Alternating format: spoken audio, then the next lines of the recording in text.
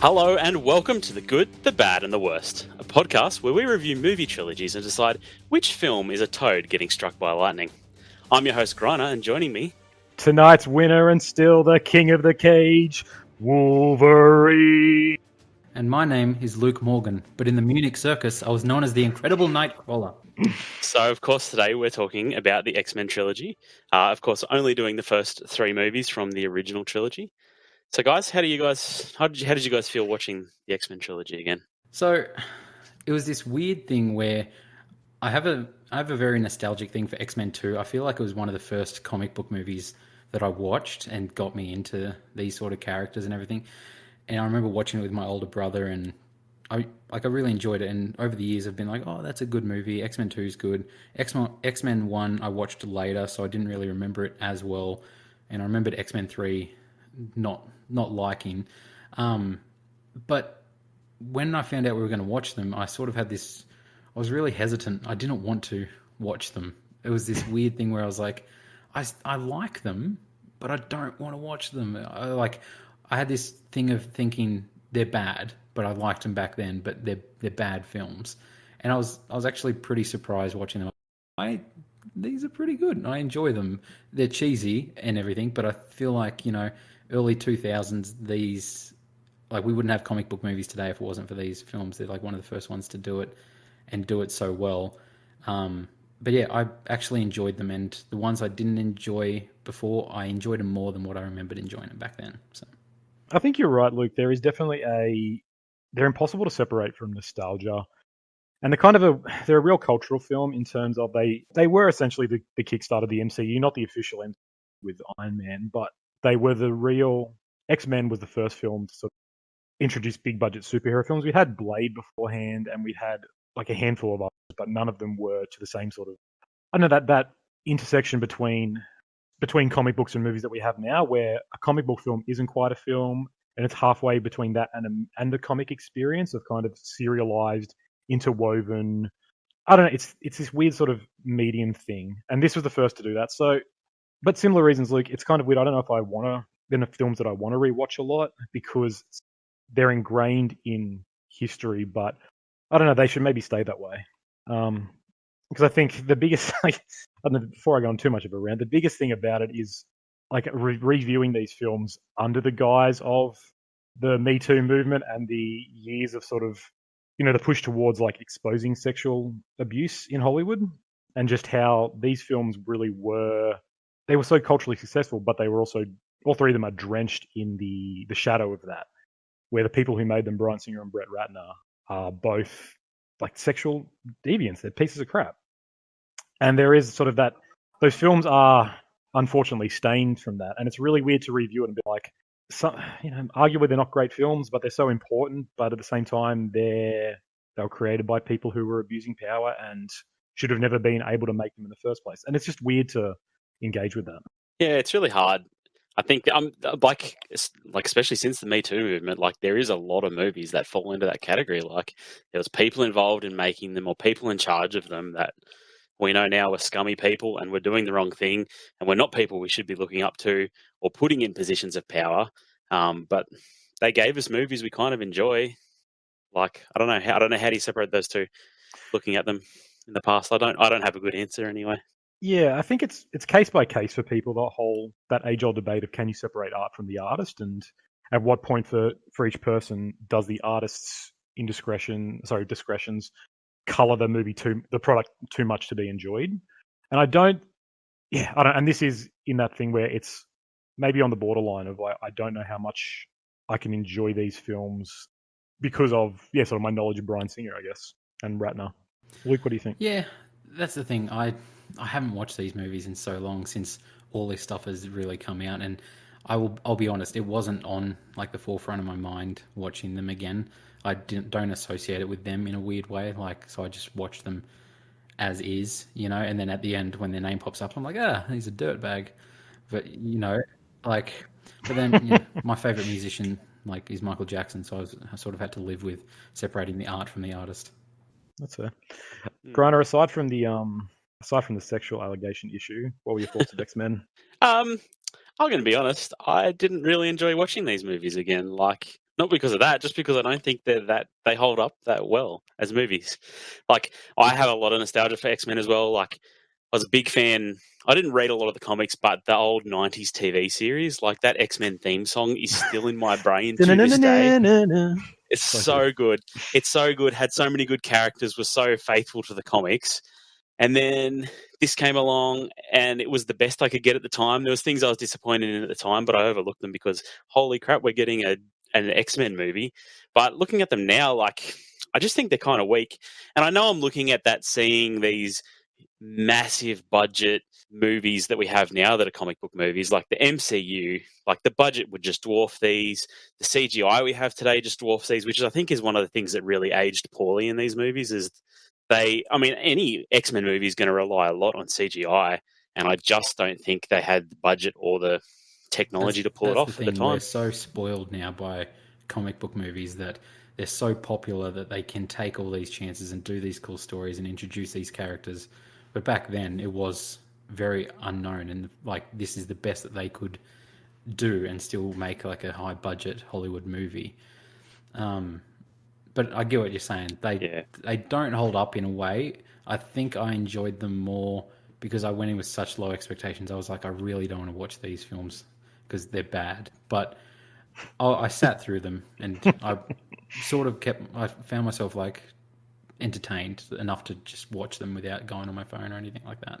Yeah, I think it's important to understand that, or at least to just acknowledge with it, that these were the first of the Marvel films. And so, of course, they're figuring out what that looks like.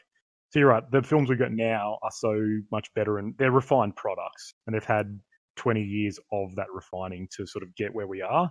Whereas this is them sort of stumbling around in the dark and saying, what does this look like? What does a superhero film look like here? And so there's a lot of things that they're not really sure how to go. There's a lot of risks they don't take, and a lot they do. They back wrong horses. It's got a lot of issues because it is the first of that genre. Yeah. And I think, like, up until this year, which this year we haven't really had any new Marvel movies, but I was kind of getting sick of those refined Marvel movies. Like, it's kind of like junk food. Like, feels good at first, but you get too much of it and you start to feel sick. And I wanted maybe something a little bit more gritty, something a little bit more low budget, something like Logan, which did a really good job of reviving the character of Wolverine and doing it a different way, making it gritty. And I don't know, there's probably room for a lot more smaller. I mean, Logan wasn't a small project by any means, but smaller movies within these Marvel universes that I think could be really cool. But yeah, just going back to this one, like, I just think the CGI was really poor. Omitting Gambit was just a crime. Like, Gambit, the fact that Gambit hasn't had a good on-screen, like, film screen role is just criminal to me. Like, I loved him so much in that 90s X-Men show. It was so good. He was good. The best one. Yeah. He was by far. He was so cool. And, like, yeah, I don't know. Talk of Channing Tatum playing him, like, that gets me excited, but I don't think it's ever going to happen. Yeah, it's been talking about that for years, haven't they? How did you guys feel about Magneto versus Xavier in these movies, about McKellen versus Stewart? So that's probably the main takeaway I got from these movies is how good these actors are. Every time either of them are on screen, it's the best. Like, they're the best parts of these movies. Ian McKellen is brilliant, and I was writing notes down as I watched them, and I wrote the same note like 6 times. Like, Ian McKellen's so good. Just any monologue he does, it's so good. I'm captivated. I love his relationship with Charles. Like, I love that whole friendship rivalry that they have going all through the 3 films. There's scenes in the third one where I love the little things that he says about Charles, even though they're enemies, and like, it's I love that whole relationship, and them two are fantastic. I definitely am glad that we have 3 films to flesh that out, because I think if you kept it as one film, as the first film, there's not much to do. I was surprised at how little Ian McKellen has to work with in the first one, because he is phenomenal. But he just, he's given no material, and I think he falls really flat. The second and third, he picks up and becomes great. But I was just, because I remember this is the great thing, is these 2 battling minds as like the driving narrative arc. But in the first one, it feels so flat and bland, and I was surprised. All right, before we get too far into it, let's work it out. Which film is the worst in this trilogy? Luke, do you want to take it away? So I came in expecting this would be my answer, and it is my answer, but not to the degree I thought. I still enjoyed it, but my answer for this is The Last Stand, X-Men 3. I remembered hating it way more than the other two. This time I watched it and enjoyed it for what it was, but I definitely feel like it's of lesser quality and not as engaging as the other two. Even though I think there's some interesting things they do in number 3. I love the whole Cure like storyline and everything with the mutant, and I think there's some cool scenes that come out of that. But overall, I don't like it as much as the other two. Conan, do you agree? Disagree? I'm going to have to flip the tables and disagree. So I came in thinking this was as well, because I remember I was looking back thinking X-Men Last Stand was the great failure of the trilogy. But then when I rewatched these years and years and years ago, I remember thinking, oh, X-Men 1 wasn't as good as I thought, but maybe that's it. And rewatching it now, the same thing. X-Men 1, I think, is really, really flat. It's just boring. It's slow. It's clunky. Without going way too, it's got a lot of standout scenes, the first one, and I don't want to like crap on those. As in tonally, it feels like a real it starts with a lot of really cool scenes where it feels like it's going to be a horror film. The opening of Magneto as a boy sort of pulling down the Auschwitz cage is fantastic. Anna Paquin touching her boyfriend and like almost killing him is really, really frightening. And obviously Wolverine's introduction as a bare knuckle cage fighter is great. But aside from these standout moments, like it's incredibly corny. There are so many bits that I just cringed at watching. Oh, that's embarrassing to hear now. Ian McKellen has little to do. Anna Paquin's performance in the rest of the film is bad. And I don't know. It leaves a lot to be desired. Greiner, what do you think? So I came into this thinking number 3 was going to be the worst, but I totally agree. Number 1 is it's just a worse film. Like it's a lot more boring. The performances are a lot worse in this film than the other two. Like you're right, Ian McKellen's not given a lot to do. Do we even need to talk about Halle Berry's performance? Like she's bearable maybe in the other two films, but this film, she's just like a stunned fish. Like she just, I don't know what it is. I don't know what direction they gave her, but she's just, did not enjoy watching her at all. I think the direction. I agree. Was every 10 minutes we'll cut to you and you stare into the sky dramatically and be like, I can fix that. I can help with that, and then do the eyes rolling in the back of the head thing. They go to that way too many times. But really, I don't know. I enjoyed watching number 1 again. Like like X-Men 2 is way better than number 1, and I realized that watching them again. I was like, no, X-Men 2 is definitely much higher quality. But watching 1 again, like you said, Conan, straight away, that first scene in the movie is iconic with Magneto as a child, and I feel like that's one of the best scenes in the whole trilogy, and it gave me goosebumps watching it again all these years later. Yeah, and Wolverine's introduction, Rogue's introduction, I think all of them are done well. I don't know, I like the Senator in that. I like the whole storyline. I do. He turns into that weird, horrible blobfish thing that's scary as hell. Oh, it's so scary dumb. as hell. But I like that storyline, and I enjoy the Senator's performance as well, even though it is a bit cheesy. But I take that with it being like an early 2000s movie, and the first, like it's cheesy, but that's what it was at the time. Sabretooth's cheesy, but you can't tell me you don't laugh when he has the Senator out the window and he rips and he falls and he's just like looks back. It's hilarious. Like Sabretooth is literally like a bumbling fool in that film. It's just if you put like banana peel sound effects behind him, it would enhance the film. I just cannot agree with you about the Senator. Like, I don't think his performance is particularly interesting. I think what they do, like, I think turning him into a mutant is okay. Like, I think that's probably the right plot path to go, but I don't think they do it very well. The whole body horror where he's stretching himself through the windows, gross and doesn't really hold up. Yes, he does. And like the whole MacGuffin of the film about Magneto controlling this device that can turn people into mutants is bad. It's not a good plot point. Yeah, I agree. There's so many weird things in that that just like weird moments happen. The film doesn't explain properly, and like I noticed when watching it again, the editing is so weird in that film. There's so many scenes that just cut away randomly, and we'll cut back to this. It feels like they've got two distinct scenes, and they've just like spliced them up together. So there's really small snippets of other ones in between them. And it feels so jarring to watch. And I remember rewatching it and still thinking now, I'm like, what is that device? What does it do? It's never explained. It's never done. There's just this vague quest, and Magneto's kind of like possessed up in this thing. It's weird. You never have a clear understanding of what's actually happening in that film. It's something so that uses his like electromagnetism to just infect people. I don't know. It's I can't. You shouldn't have to assume. That's bad writing. I can't defend X-Men 1. I'm not going to passionately defend it or anything like that. I don't know. There's just okay. We're debating it. So like. Three has a lot of issues too. You can't say that 3... Like, I don't know what the whole thing is with the winged guy. Like, it seems like such a pointless subplot that's how they intro the movie, is this really crazy scene of him, like, cutting the wings off as a kid in, like, the bathroom, and it's horrific. And then all it comes down to in the end is, like, he saves his father from a falling building. That's all that character does.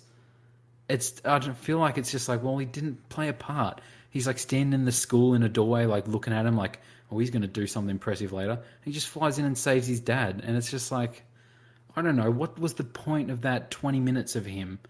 I don't get it. I don't know.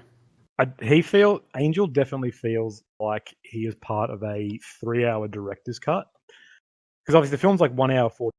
And he feels like there was originally a lot of material to work with. I remember when this came out, I was super excited. I'm like, Angel's awesome. That'd be so cool. And what's the actor? Ben Foster. Ben Foster. That's one of the great crimes of this film, that he's one of the best actors of our generation, and he's getting zero material except that weird scene where he leaps forward and stands heroically. Impresses the doctor. Block of cheddar. He just stands there all majestically. Yeah, but you're right. All he really does.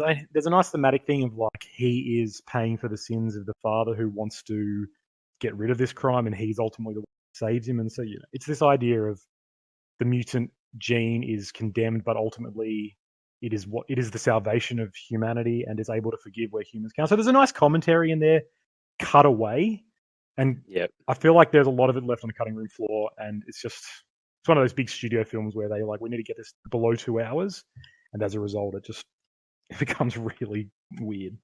Okay, well, honestly, if we really want to debate which one's the worst, I have like my silver bullet. That's the main thing.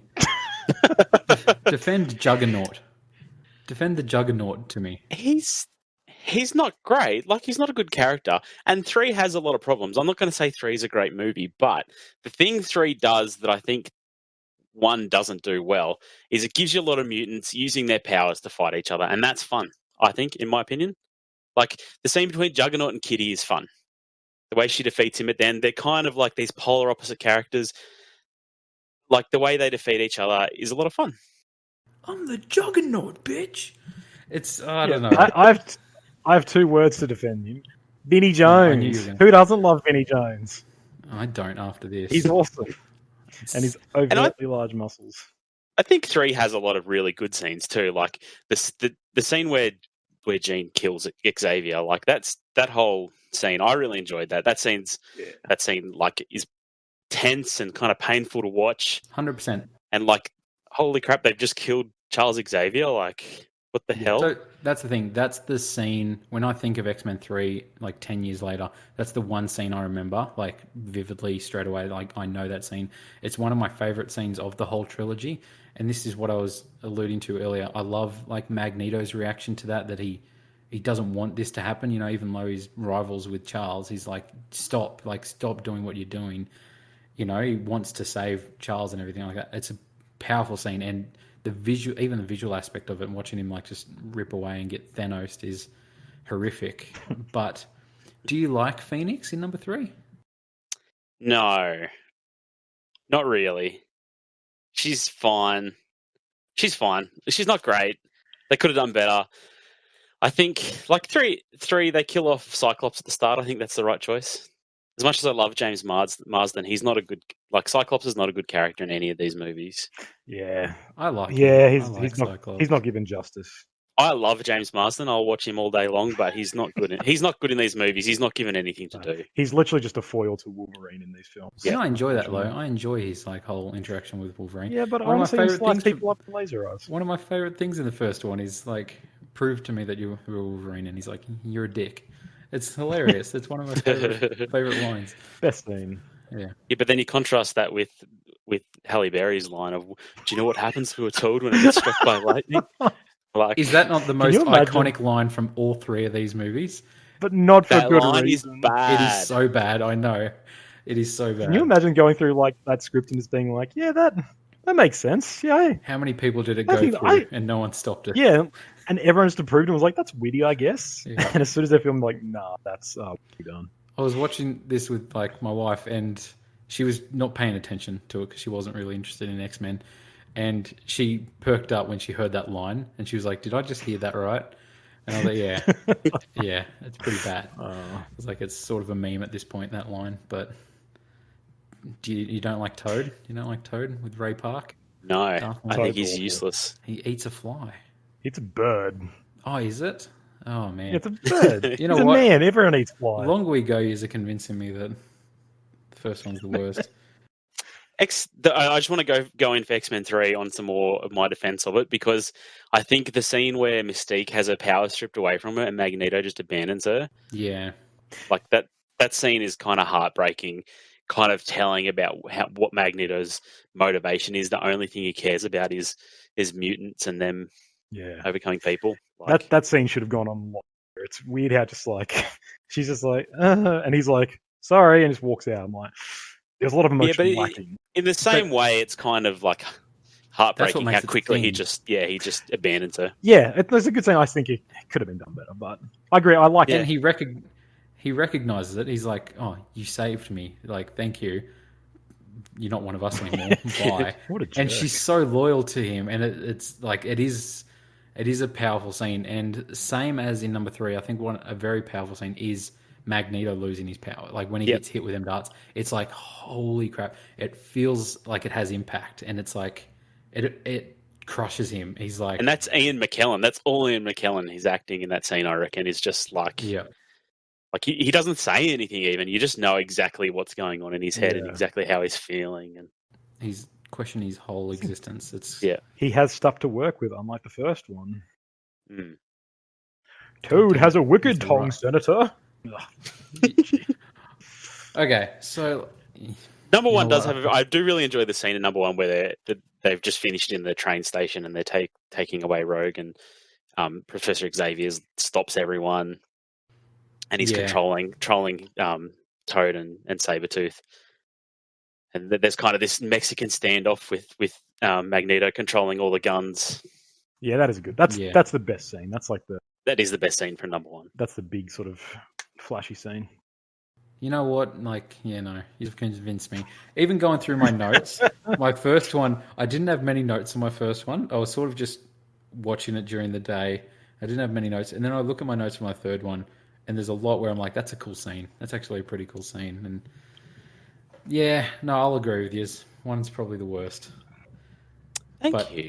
Which is weird because I was really expecting the third to be the worst. And watching it again, I did have the thing where I was like, this isn't as bad as what I remember. There's stuff I dislike in it, and I feel like, I don't know, I had this weird memory. I thought it was really long.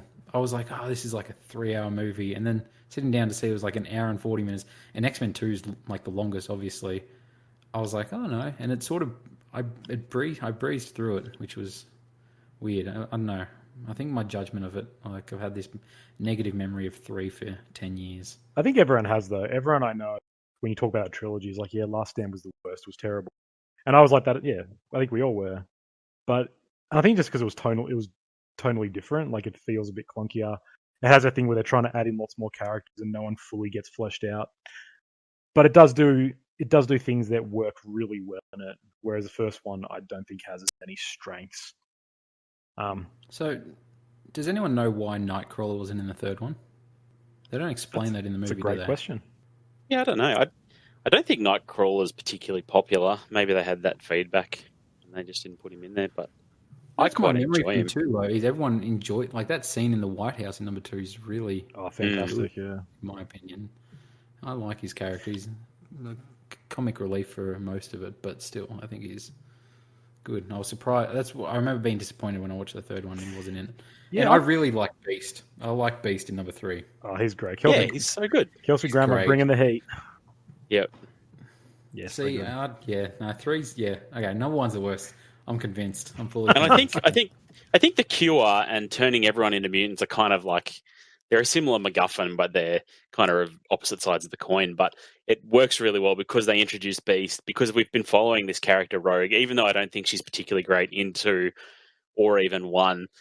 You can still understand why she would want to get rid of her powers. Yeah. And you can still, I really felt that tension between Storm, who basically, whenever she wants to be, she's the most powerful character in the movie. Whenever they don't want her to be, she's the least powerful character. But like, she doesn't have to worry about her powers ever. Like, I don't know. They could have done something with her, like having a nightmare in the middle of the night and causing a hurricane that killed 100 people or something. Like, you could have gone down some dark path with her, but they didn't. No. And like you could really feel that tension between her and Rogue. Rogue wanting to get rid of her powers, totally understandably. Yeah, and she's like, it's not a disease. You don't need a cure. It's bitch, I kill people when I touch them. Yeah. I can't touch people ever. Like it's very different than being able to create a lightning storm and kill a toad. Can I ask how do we feel about Shawn Ashmore in these films? Bobby / Iceman / Pretty Boy. I don't mind him. Like, he's no Ian McKellen, but I don't mind him. I think he does his role fine, and I like his sort of little rivalry with Pyro. Yeah, I think that they're one of they're two of he's one of the minor X-Men in these movies that has done really well. I think. Like, I don't think he's particularly amazing, but he does have a good rivalry with Pyro. I think when they go back and see his family, that's kind of fun. Like his brother calling the cops on him is a nice little touch. Yep. So that was my main note about X-Men 2 is what a little bitch his brother is. Yeah, he's the worst. I just go and call the cops. I was like, man. Yeah, dog. Boston kids. I thought it was really funny watching this again after seeing season 2 of The Boys. Yes. That is like how great that casting choice is in that. But then just like, it's just weird seeing these actors, seeing him so young and still kind of. He's a bit weak in it. Like he gets better, but in the first one especially, he's just dweeby. I think he doesn't really do much in the first one. No, it's true. No one does. That's right. There's a lot of actors just left on the table. Yeah. Should we talk about Wolverine and Hugh Jackman?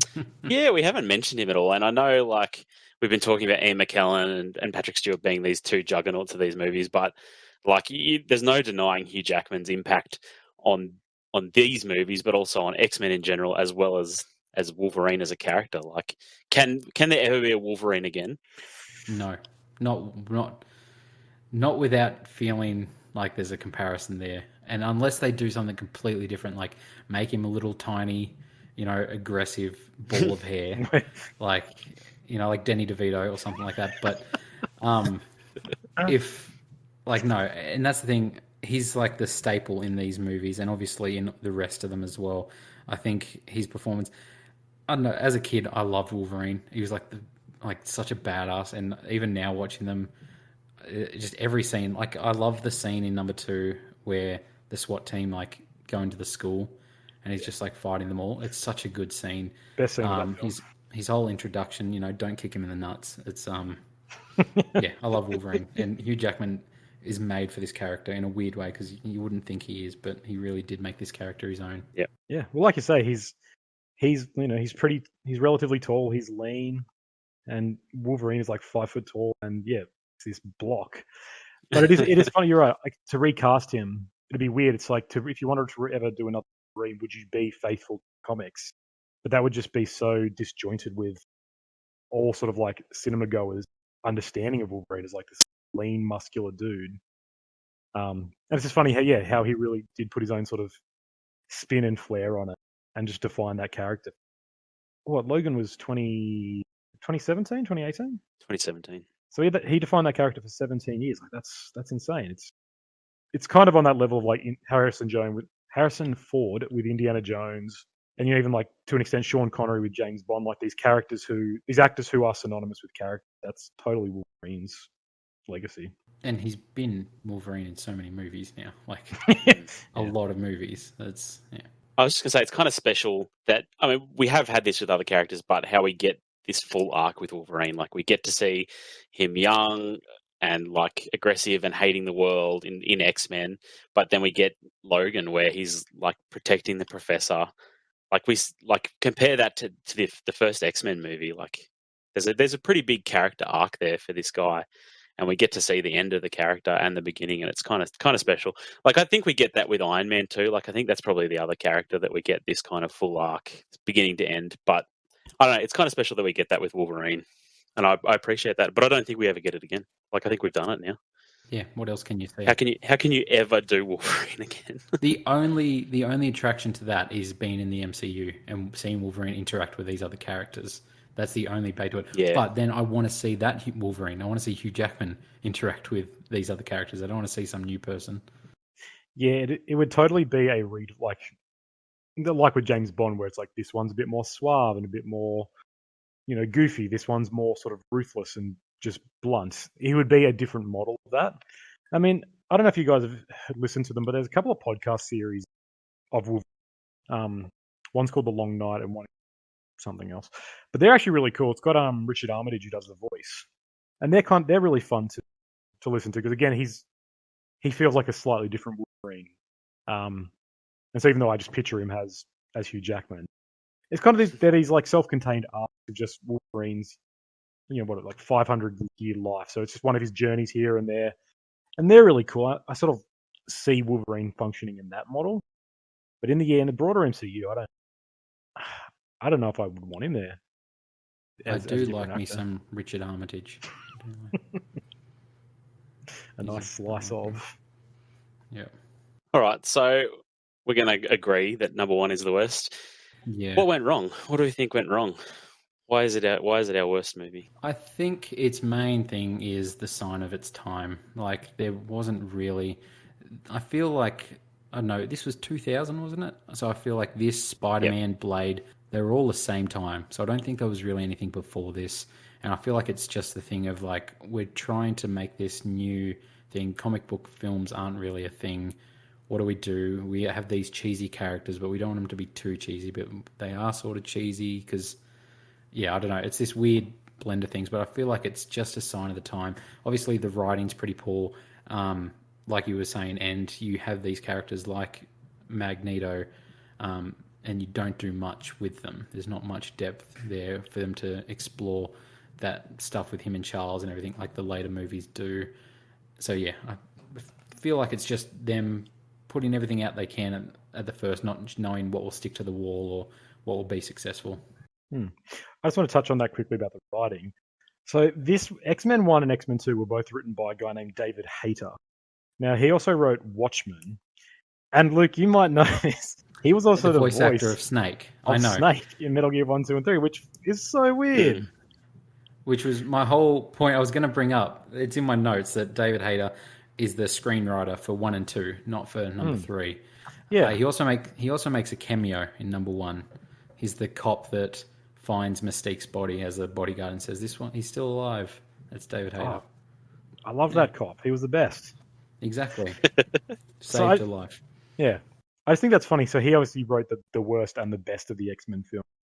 I think what's to blame is it really is just risk of sounding dramatic. It's a bunch of adventurers going into the forest and being like, what do we have? And trying to find something there that they don't fully understand. They're trying to write this big film. I don't know too much about the studio behind it and if they were super involved trying to make sure certain things were done. But I think it's just a lot of people trying to figure out what this model, like we talked about, what a superhero film is as part of a broader universe, as part of a franchise that can continue, as opposed to like saying things like Spawn or Blade, like smaller superhero films, just one-offs or two-offs. They're like, this could be something big. What is that? So everyone's just figuring it out. And it's just, to build Michelangelo's David, you need a big slab of marble. You got to slowly chip at it. until you have Hugh Jackman's abs. Yep. But one thing you did say earlier, and I agree with, is the editing. Like So I noticed weird, that watching it. There's a lot of scenes where it just cuts short and just there's stuff like interchanged and it's weird endings, like harsh endings and beginnings again. It's poorly made. Yeah, in a way. it weirds me out so much. Greiner.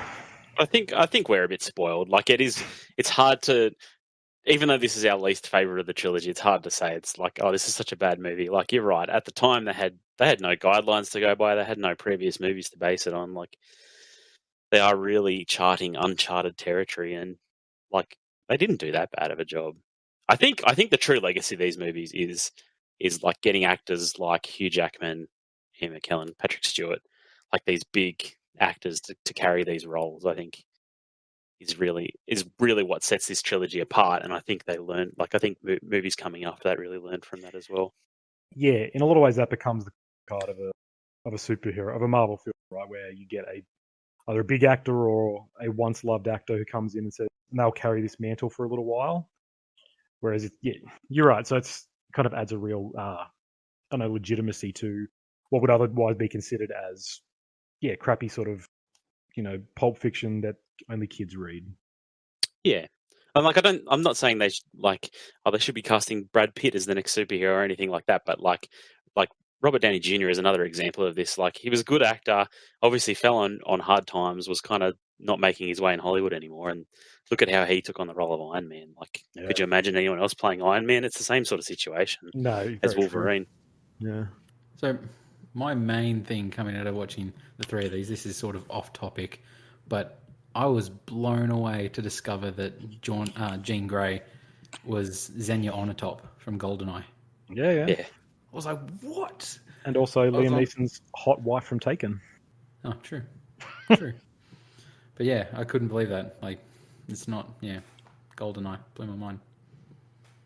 We should try and find a Bond trilogy to do at some point. Pierce Brosnan. It's true. It's not a bad point. All right, maybe that's for another day. So we've probably covered this a bit, but I'll go for it, Conan. So can I just ask a quick question? Do we think that a way to improve this film would be to cast the good, the bad, and the worst favourite, Dennis Franz? Would he improve this film? Who would he play? He would play Magneto. Police Officer 378. Professor X. Using his Franzian mind. I think there's some room for a like you say, a Danny DeVito style superhero, someone with that body shape and hair type. Where are the older superheroes, right? Like Logan. We need them. That's right. We need them. Well, they do them well. What about Logan 2 featuring Dennis Franz? And Danny DeVito. All right, so I think we've probably covered who the standout actors are in these movies, but is there anyone in particular you think deserved better out of the first one? Ian McKellen. No, my vote is James Marsden. I think he is the most underused person in all of these movies. I think Cyclops is just the biggest wet blanket over all of these movies. And I don't know. I have a lot of love for James Marsden. I think he's fun. He's great in Hairspray. He's got a really good singing voice. I could watch that guy all day long. I never knew you were such a Marsden fanboy. I'm learning so much. I am. Sorry, what can I say? I'm a big Marsden fanboy. Like, I watch him literally every day with Sonic on my TV in my lounge room. So he plays Donut Lord in that, and he's great in Sonic. I think that's a great movie. But yeah, no, he deserves better. He definitely does deserve better. Obviously, like we said, Ian McKellen as well. But yeah, James Marsden could have done a lot more with Cyclops. Obviously, there's the whole line with "Stay away from my girl" in the first. He's just such a wet blanket over these movies, I think. Yeah. He is. You're probably right. I mean, as much as I said that Anna Paquin is crap in these films, she's an Oscar winner, so I don't want to say she's a bad actress because she's probably not, but I haven't seen enough of her. So's Halle Berry, though, and she's atrocious, particularly in the first movie. But then, yeah, I guess same deal, though. I think she could have been given. But again, it's what we're talking about. They're these characters they have to have, and it's kind of like they're building the X-Men team, but there's not enough narrative all except to just be there. And I think she's I think Halle Berry is a great actress. And so either her or Anna Paquin. But it stands out. Like Ian McKellen didn't have much to work with too, but I feel like a lot of his scenes were still very good in number one. Anytime he talked, Yeah. But then again, he's just a masterclass in acting, so it's just it's Yeah. unfair. It's definitely a movie where it's hard to criticize a lot of performances. Like, there's a lot where it's just like clearly they weren't given a lot to do. They're good actors in other things. They're good actors in other X-Men movies. Maybe they're just not written very well or given a lot to work with in this one. Yeah. I think for number 3, it's, as I've already said, my boy, my beau, my kindred spirit, Ben Foster. Greatest American actor of the past, do I say 30 years? I don't know. But he should have been given so much more stand. And he's, like you're saying, Luke, he's in 3 scenes and it's a crime. It is a punishable by death crime. I do really feel like there is some huge roll of film on some director's cutting floor of Archangel scenes. Like, he's in there a lot somewhere, but Surely they wrote him in there to do more than that. He doesn't. He escapes from the vaccination clinic, and then shows up at their thing, stands in the hallway when they're having a big and then shows up in the last scene to save his dad. And that's it. Yeah. That's the thing. There is literally, he turns up and it's like, okay, his narrative is going somewhere, and then we don't see it again. Yeah, it's this ever-present thing. Like, he shows up again, and then a little bit, and you're like, this is building to something. Like, he's gonna, I don't know. And then it's just, I'll save my jerk of a dad. I can totally see it. I can totally see it being a like spy thing where the company was just like, we need and we need all this stuff going on, but you need to get it under to a sellable like amount of time. But we also need to have Angel in there so we can sell action figures. And so it's like, what do you do at that point? This is the last film. Throw everyone in there. Yeah, like I totally think they would have had that in mind. Yeah, I don't think you're wrong. So is there a quick fix to number 1? Anything quick we can change that makes it a better film? I think you get a new MacGuffin. Like, I honestly think they go the route they went in 3 and make it a mutant that turns other people into mutants, and they somehow harvest him. Like, instead of having Rogue as this in between that they try to capture, make it a person. Make it something living, something with stakes. Yeah, that's definitely the weak part of number 1. I don't get that machine, and I never have, and I've watched that movie 10 times. There's nothing to get. Like, it's just never explained again. Magneto just gets weakened by it, and then it puts out this little white cloud and turns people into mutants or water monsters. That scene's terrifying when he explodes into that water thing. It's horrifying. It is kind of horrifying. Even in that scene, they have that weird conversation where he's like, do you ever feel fear? And you think it's going to become something big and philosophical, this commentary on something. And Storm's just like, sometimes. He's like, well, there's one less to feel afraid of. And he liquefies. It's literally like, here's my philosophical treatise. Nah, just kidding. It's not. Yeah. Oh, it's... Ooh. Kind of skipped over this before, but we always have this question of, do these films deserve to be a trilogy? Do you think it would be better as a next Netflix series? Or, I mean, obviously they've made a lot more films after this as well, but... Well, I do. I think this whole like storyline and everything should have been a trilogy. It wasn't delivered great, but I think that, again, like we've just talked about, it's a sign of the time. Like, the first one holds it down a bit because it was the first one to do that. 3 obviously isn't as good as 2. 3 falls in a few things, but there's a lot of good things in 3 as well, and it does feel like it's like this big ending of a thing. I remember being super excited when 3 came out to see like the climax of that storyline. So I think it does work as a trilogy, but now, hindsight is like, a series would be good, or like with what we have these days, hindsight's 2020. It could be a lot better these days in other avenues. Does anyone know if this trilogy is based off like a comic arc specifically of the X-Men from scratch for film? Because you know how they all a lot of them now loosely follow a certain character, certain comic. No, there is that, like Days of Future Past and stuff is a comic book. Yeah, like you're right. I guess they definitely try to loosely adapt a certain comic series. As far as I know, they're not. I'm not like a super expert on Marvel films, but as far as my knowledge is that there's no comics that depict particularly Phoenix in this way. Okay. So Phoenix was like a celestial being that basically inhabited Jean, and Jean died. And then Jean came back after they destroyed the Phoenix and stuff like this. Like, Yeah. I don't know. It's a very different plot. Yeah, right. And they do nod to some of the more prominent comic series. Like in the third one, they're in that simulation at the start and they're fighting the Sentinels, which is a very prominent X-Men bad guy that isn't featured here, obviously. Yeah, I was wondering that if I was reading that right. I guess with that in mind, then, like this does work as a trilogy, and it's like with the Marvel thing now, it can work as several trilogies over and over, where you can just sort of take an arc or two of a comic book, adapt it to that model. So it's a bit more self-contained, 10, 12 episode series, and you can just keep on coming back to that pit and going, all right, here's another one, here's another, just keep making trilogy. I would like to see a Mandalorian treatment on X-Men. Like, it'd be so easy to do a monster of the week type thing, or let's focus on this kid at the school and their powers this week. Like, it would be so easy to have this running series where you have this overarching mythology, but every week you're focused on Bobby, you're focused on Pyro, you're focused on Kitty, you're focused on any number of these X-Men that feature only slightly in these movies. Like, there's a huge catalog there they could go to. That was like my main thing coming out of these is because obviously I'm watching Mandalorian as well at the same time. I really want like a Mandalorian TV series based on that kid that changes channels with his eyes. Like that, I think would just be fascinating. Like what There's a power lot of drama to have. there. Can you imagine it? He's like a remote. It's such a cool power. He'd definitely be bullied at. Like, I can throw fireballs. You can change channels, man. It'd be like punching him, like, change the channel, punk. I want to watch this show. Change it. And he punch him to make him blink and change the channel again. Like, that's not the sports channel, punk. Punch him again. We at the Good, Bad, the Worst do not endorse bullying. There's definitely a lot of dud superheroes that exist within the X-Men universe too. I just think that having it as a trilogy keeps it contained.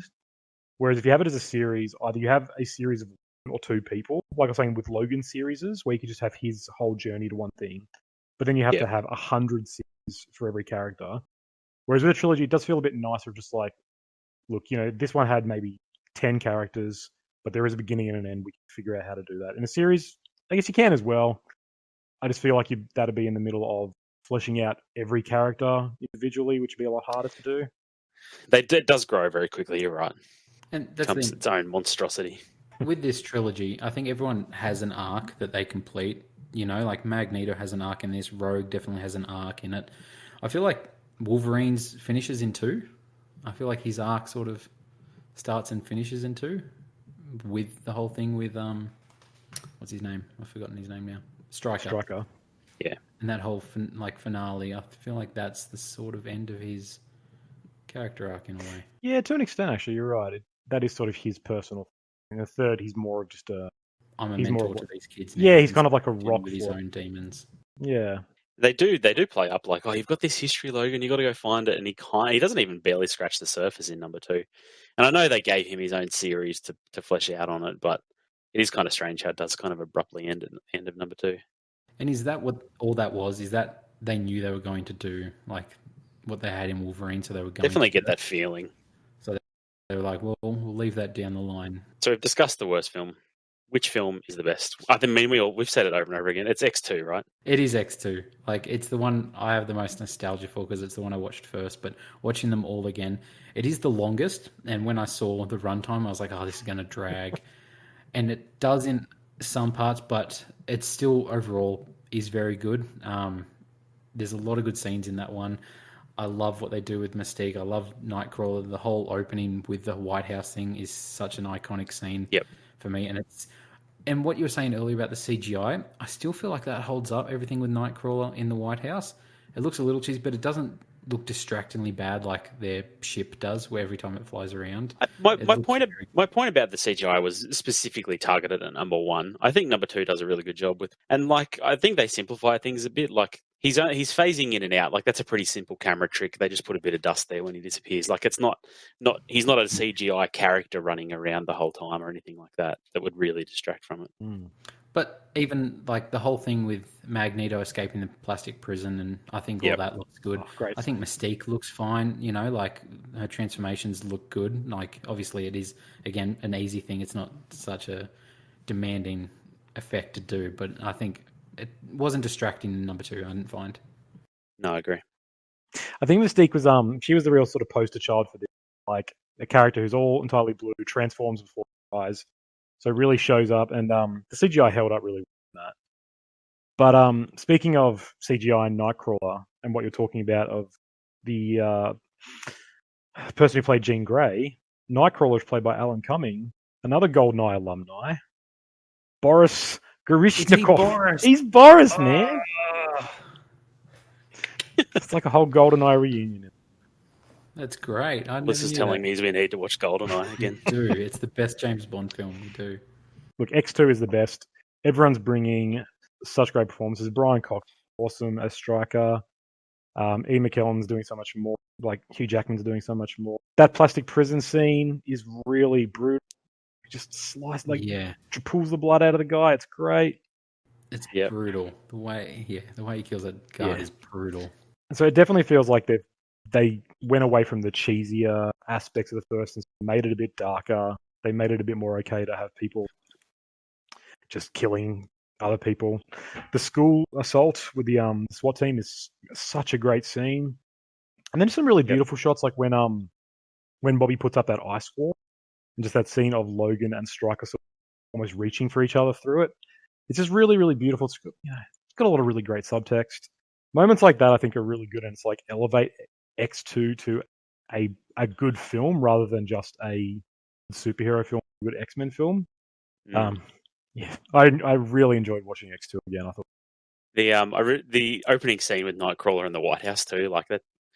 It's just, I don't know. It's a really good way to open the movie. I think it's a lot of fun. Yeah, it's brand new mutant, and it's like such a big threat to like kill the president, and you think he's going to do it. You know, obviously he gets shot and disappears again. But yeah, the whole intro is great. I love the whole interaction with Magneto and Charles, like in the prison with him visiting him, and Magneto playing plastic chess. Like that's so cool. Yeah, and Magneto, you know, being like tortured by Stryker and giving him all this info against his will, which is, I like the whole thing with his son, Stryker's son as well. He's super creepy. Like he scares the hell out of me in that wheelchair. But the fact that he's using like the liquid from his brain fluid or whatever to control people, like, and control Magneto and all these powerful mutants and everything like that, I think that's really cool. Like you said, the school scene with the SWAT invading, that's like a scene that I've remembered all these years has just been such a cool scene, and I think is one of the first scenes that really show Wolverine in just that animalistic, like running down the hallway and just cutting people's limbs off and stabbing people in the chest. And I feel like this is because of the success of X-Men 1. They were able to be like, okay, we can take more risks, make more take more chances, have a bigger budget, and do all this stuff, and it really shows with number 2. I just really enjoyed as well with Jason and sort of that battle between him and Xavier. It's just a really nice sort of, you see in the first one, Xavier is super powerful, and the only thing that's ever holding him back is himself in those movies. He's never the one who says, I'm going to just destroy everyone or control their minds now, because he's all about power and ability. So it's really nice to sort of see someone actually, so you always feel like he could do anything. But Jason in number 2 comes along and he's actually someone who can outmatch him, and he can defeat Xavier with his mind power. And it's just a really nice sort of character flaw and a sort of like a look at his entire, Professor Xavier as a character. It's great. It's really sad. Like his Professor Xavier having this relationship with the son and having this relationship with Jason and trying to say, like, I know you don't do this to me now, but yeah, it's really cool. And how that Stryker's son, like, it just works in really well. How did you guys feel about the female Wolverine? That's what I was about to bring up. I don't know. It's cool in a way, and the fight's not too bad. Like, the fight's pretty intense, and the way he kills her and everything like that. The constant cracking the fingers, just like teasing, like what's her, just every scene she's in, she's just cracking these fingers, and it's only there to, I don't know, hint at what like her power is or what she is, or that she's another Wolverine and stuff, and it comes across a bit cheesy, but yeah, I thought she was fine. I felt neither here nor there. That's kind of a problem though. Like, she is kind of his main foil, and the fact that none of us really particularly liked her. Like, I think she was a fitting enemy for Wolverine, obviously, and the way he defeats her by injecting her with the adamantium is kind of cool and very fitting as well, because that's how they were both made. But I think that's cool. I think I like that scene with how he kills her and everything. And I guess that sort of does play into his whole arc, is that Stryker being like, I thought you were one of a kind, but I was wrong. Like, I made you and I've just made this other one. But I was just going to say, before we move on from it, with Jason Stryker, why couldn't he control Storm's mind when Storm was in there with him? I think he was too focused on Xavier, right? Yeah, that's what I Yeah. thought. Okay. He was too busy. Like he couldn't. Or Storm is just so OP. I don't know. Storm is Made actually him cold. the most powerful mutant. I have a big problem with Storm in these movies in that she's the most powerful mutant when they need her to be the most powerful mutant, but she's also completely useless when they need her to be useless. Like, it's always very convenient when she's good and very convenient when she's bad. And I know that's movies for you, right? Like, you're always looking at whatever scenario the writers come up with. I just think she's kind of lazily written.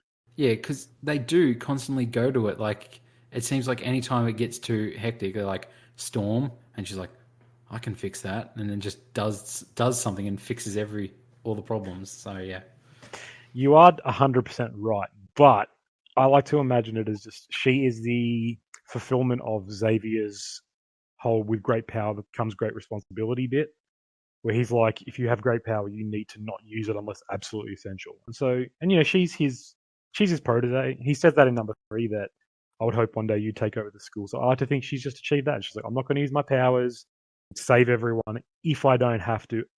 100%. I'm pretty sure that's Uncle. Look, they're all the same character, really. Anyone with power is the same character in these Marvel. You're right. She could literally just zap people with lightning and just finish them off. But she's a lover, not a fighter. And she held on to that to the end with Toad. She was like, you know what? And that's it. I'm going to zap you now. Yeah. With that iconic line. It took me this long to come up with this line. Now I've got it. I'm going to get you. No. The last thing I wanted to talk about is Wolverine's hair. How do you guys feel about it in these movies? It was the first note I had on here. I was like, who doesn't want Wolverine's hair from these movies? You're into it, are you? The bouffant. No, I'm not. But it's so... Yeah, no. Bouffant they're not hair. great. Obviously, in the later movies, I think they fix that problem, make it a bit They more definitely comfortable. toned it down from the first film, but... Yeah. But no, I put that in my notes in number 2 is just when he's walking around and it's very distracting. I mean, it's very obviously a wig, which doesn't help. I kind of dig it. I think it's cool. If my hair naturally grew that way, I would never touch it. I just kind of I like him in Logan where he's just shaggy. Like, he just should have a lot of hair that kind of sticks out everywhere, in my opinion. Exactly. You're probably Like we all right. do. Somehow I've watched this movie like a bunch of times and everything. Somehow I've always missed the Phoenix tease in the end under the water. When like Really? You think that Phoenix shape? I've never noticed it before, and then watching it again, I was like, "What is that under the water?" And I was like, "Oh my god, what?" It's weird. And same as It's a bird of some sort. until I was like, "What is this?" It's Superman. Watching them again, I still until this day had never seen the post-credit scene for number 3, and it was Really? just playing last night, and I was sitting there and I was like, "What?" I was like, "This has a post-credit scene." I had no idea, and then the fact that Charles is back and it alludes to that thing that they were talking to earlier that I thought was just a weird abandoned thing. But One of the I'd never best seen it. post-credit I'd never. scenes. That's the thing. I'd Well, never supposedly known they that's- had. Yeah. That's the whole reason we have, Logan. That's the version of Professor Xavier we have in Logan, right? Supposedly. Oh, Is it? I didn't know that. Well, he's dead, right? But I Well, mean, I don't doesn't know. Days of But Future no, it Past sounds like the reset old ones, 'cause everything? the X-Men timeline's all messed up. Yeah. I know, it's a real mess. It's hard to say either way. So that's the thing I wanted to ask, though, with these films. Is this trilogy better than the the later X-Men movies? They are, aren't they? No, I don't believe it's better than First Class or Apocalypse? Days of Future Past. Apocalypse is and- definitely bad. What was the one? Dark after Phoenix is definitely Apocalypse? bad. Yeah, Dark Phoenix. Yeah, because the next trilogy is First Class, Days of Future Past, Apocalypse.